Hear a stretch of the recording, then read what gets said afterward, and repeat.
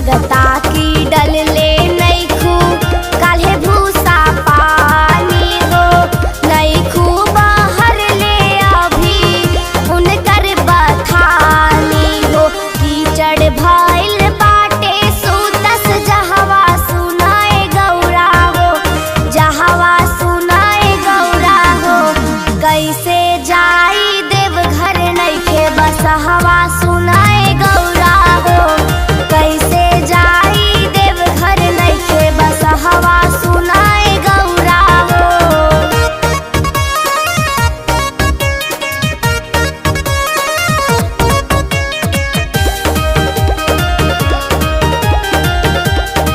बोलिए जटाधारी नाथ की।